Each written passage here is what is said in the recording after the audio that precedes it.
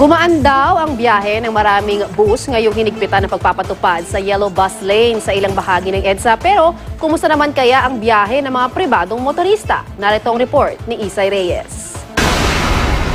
Pasado alas 5 pa lang ng umaga, mabigat na ang daloy ng trapiko sa EDSA. Ang isang bus na tsempuhan nating nagbababa ng pasahero bago ang Pituazon Underpass. Nandito na tayo ngayon sa bahagi ng Cubao. So itong bus sa harapan natin na biyaheng Marilao, Alabang, Muntinlupa ay nasa labas ng iniisip natin na dapat linya niya. Kanina, bago umilalim nga sa Pituazon Underpass, nahuli natin siya na nagbaba ng pasahero. At para nga madisiplina ang mga driver at maibsan ang daloy ng trapiko, naisip ng Highway Patrol Group at Metropolitan Manila Development Authority na higpitan ang pagpapatupad ng Yellow Bus Lane na simula ngayong araw. Sa biyahe natin papunta ng Guadalupe, nagsimulang dumami ang mga kawani ng Highway Patrol Group at MMDA na nagbabantay sa mga bus lane. Pagkalagpas ng Shaw MRT, hinahawi ang mga pribadong sasakyan palabas ng Yellow Bus Lane.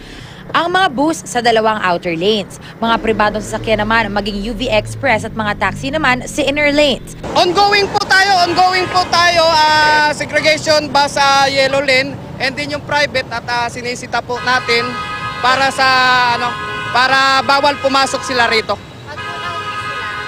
Automatic po, titikita natin, ma'am. Nakalulusot lamang ang mga sasakyan sa loob ng Yellow Bus Lane kung kailangan nila lumiko papunta sa mga kalsada sa looban. Kapansin-pansing malaki ang ginhawa ng mga bus ngayong halos solo nila ang mga bus lane. Sa EDSA Guadalupe, marami nang nasampolan ng huli.